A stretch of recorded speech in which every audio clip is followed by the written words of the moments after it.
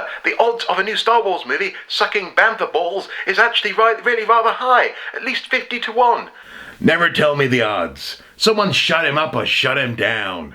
Hello and welcome back. Welcome back to Star Wars. Star Wars is back, and welcome back to another episode. I, my friends, am a very happy bunny today because I've just got back from seeing Star Wars The Force Awakens. In Britain, we've been fortunate enough to get it a day earlier than it's released in the US.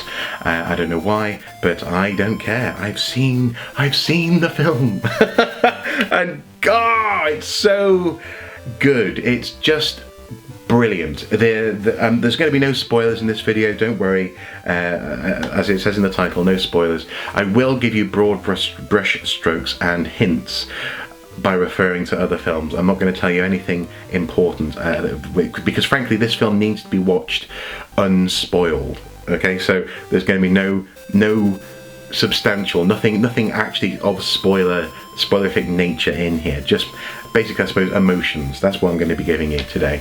And boy, are there emotions to be had in this movie. I tried to record my initial thoughts as I came out of the cinema, but it was just too noisy. The wind was too strong. There were too many people milling around. The traffic was the car park was just full because Star Wars has been showing in that cinema since midnight last night.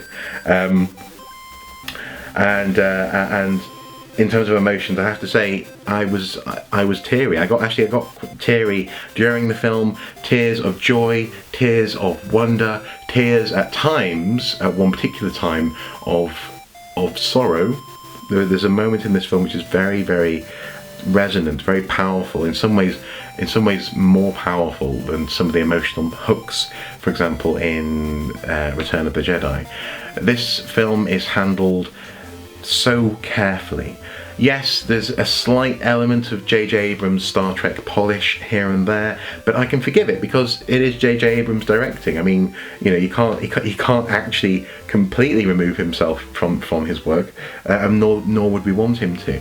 Everything else about this movie is brilliant. It is a love letter to the original Star Wars movie. It is a love letter to the people who loved that movie, and you may have heard in recent days that George Lucas has said, well, you know, it's the kind of movie that the fans would like, you know, slightly disparagingly, in so much as if the fans don't know what they're doing. But actually, George, I don't think, knows what he properly created with the original Star Wars trilogy, and what that engendered in people across the world. And this movie taps into that so well. Not in a cheesy way, not in a forced way, not in a, oh, here's some nostalgia kind of way. In a way which is just emotional and effective. Effective is the word. This movie is very effective and affecting, as it were. The opening is very much like the original Star Wars. You have this sense of Jakku as being a little bit like Tatooine, as we have figured it might be from the trailers. You have in Rey an amazing actress, an amazing performance, incredibly real, incredibly heartfelt, and I just want to see more of her. Not only is she, you know, as a man do I go, oh yeah, cool, yeah, she's good looking and all the rest of it, but actually as a character I'm so drawn to her. She's so magnetic, and her performance is so earnest that I just want to see more. And in that way she's very much like Luke Skywalker, much like Mark Hamill was in the first movie. He was so earnest, you know, my name's Luke Skywalker and I'm here to rescue you, this kind of thing. She's very similar, and it's wonderful. BB-8, brilliant, exactly what I hoped BB-8 would be in this movie, and he's brilliant. He's not a Jar Jar Binks at all. He's brilliant. Poe Dameron, god damn does that man deliver. People are sort of saying, will he be the Han Solo of this new trilogy? Possibly, but actually that would do Poe Dameron a disservice. No, he's going to be the Poe Dameron of this trilogy. Poe Dameron is very good, and there's some wonderful demonstrations of his X-Wing fighting skill, as it were, piloting skill. Finn, great performance. Pretty much the story arc that I thought he would have. Pretty much his relationship with, for example, the lightsaber that I thought he would have. and I'll leave that there. But John Boyega just does a wonderful job in this movie, portraying a stormtrooper who is questioning the First Order. Wonderful. And again, all that we've seen hinted at in the trailers, and it's there. What else? There's so much. There's just so much to say. Han, of course, is wonderful. He in the interviews in the past couple of weeks, Harrison Ford has been showing possibly his age, possibly his disinterest with the Star Wars franchise. It doesn't really come through in his performance though. As Han Solo, he's spot on. His relationship with Chewie is almost like no time has passed at all. They are still the best of buddies, and the banter, the world in which Han is existing is brilliant. You get a real sense of him as the space pirate, as opposed to being a loner, Han Solo as it were. He's got a bit more of a sense of being, I suppose, connected to a web of the underworld. I'll leave that one there, but brilliant, and it does his character a real service, and it makes the film richer as it were. But just like with the first Star Wars movie, they don't go over the top with the exposition. You don't get a sense of what everything they're talking about is. For example, there is a New Republic. But that's all I know. I can't spoil that, because all I know is that there is a New Republic. We all sort of knew that anyway at the end of Return of the Jedi. We know that there's the First Order, and we know roughly where that's come from, but that's not spoiled either. That's not really explained to you either.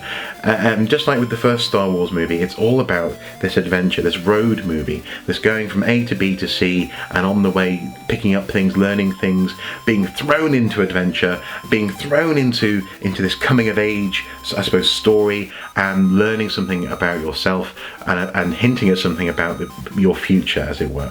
In the case of Luke Skywalker in Star Wars, that's certainly what happened to him, and in the case of someone in this movie, that's what happens to them. It's just fantastic. The music is wonderful. It's not bombastic as it was in The Phantom Menace. There's no sort of dum dum dum dum dum dum dum da da da. Yeah, that's not there. John Williams doesn't get in the way.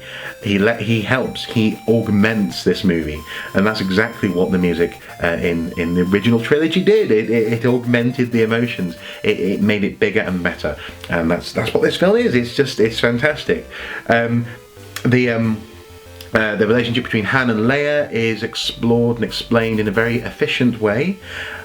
What their status is now and how they got to be there is very believable, and actually, frankly, very heart-wrenching. And you can completely understand why they are the way they are now, because of what is revealed in this movie. And there is one humongous spoiler in this movie, which I'm not going to give away in this video. And when it comes, I wasn't surprised necessarily. It was sort of what I was expecting, but it adds, shall we say, a very believable motivation to, in particular, the bad guys in this movie. It adds a very believable motivation and struggle in terms of the power plays that we'll probably see happening in future films. And in terms of future films, this movie has such a great hook at the end. You want to see Episode 8 immediately. I want to see it now, damn it. not in 2 or 3 years' time. This movie's fantastic, guys, and it's delivered. It has delivered exactly what I hoped it would. It delivered it in a way which is very similar to what I thought it would be, as it were. I sort of thought the story would be kind of what the story is, but there's just some beautifully clever and very satisfying elements to this story which were never spoiled in the trailers, which were never brought to us in any other medium. That script which was floating around, that apparent screenplay where you see like a lightsaber falling from space or something, that's bullshit. Ignore that. But there's so many things in here which pay off, and which are actually in many ways, and there was quite a few Easter eggs as well. Again, I won't spoil any of those. It's brilliant. It's not overly sweet and cheesy and, look guys, we made a Star Wars movie. It's not that. It is its own beast. And immediately, I'm happy to say that this is probably number 3, at least number 3, if not number 2, of all 7 movies for me. It's as simple as that. Probably number 3, the more I think about it. But then again, I've only seen it once. I'll have to see it more times. It may well rise to number 2 in terms of Star Wars movies. Number 1 and 2, if it is number 3, being of course Star Wars: The Empire Strikes Back. This film is that good, and it promises so much. It sows so many seeds for what's to come next, and it does it in a way which is so resonant of the first movie, and which just intrigues you. I want to know so much about. I want to know more about all this stuff which is hinted at in these different places where they go. I want to know more about Jakku in particular. I want to know more about the junkyard, which Rey is hanging around, as it were. This place where this battle took place in the past. And one final thing: the way that the Millennium Falcon is introduced is brilliant. I'm not going to say anything else, but the way it's introduced is superb. As soon as something happened, I went, Millennium Falcon's coming. And it did. I was like, yes! Oh, one more thing as well, lightsabers. The way the lightsabers are handled in this film is brilliant. Very, very good. It's not over the top, it's not a dance, it's not overly choreographed. It is believable, it is effective, it is emotionally resonant, and it is powerful because of it. And there's some visuals in this movie which I think will be very important for what comes next in this story. I'm going to leave that there. But all in all, guys, nothing to worry about. Go and see this film. Go and see it more than once. Enjoy it. Love it as I loved it. I'm so glad it was good. I'm just so glad it was good. This could have been terrible, but it wasn't. It was a triumph, and I'm really excited about what they're going to do next. I'm excited for Rogue One. I mean, the movie that's coming out next year. This film delivered, and I couldn't be happier about it. Now I've got to try and get hold of a BB-8 toy, definitely for my shelf, or just to play with over Christmas, without a doubt. Okay, right, I've rambled on for long enough about this. Yes! Star Wars is back, and I couldn't be happier. As ever, guys, until next time, do take care. Bye-bye.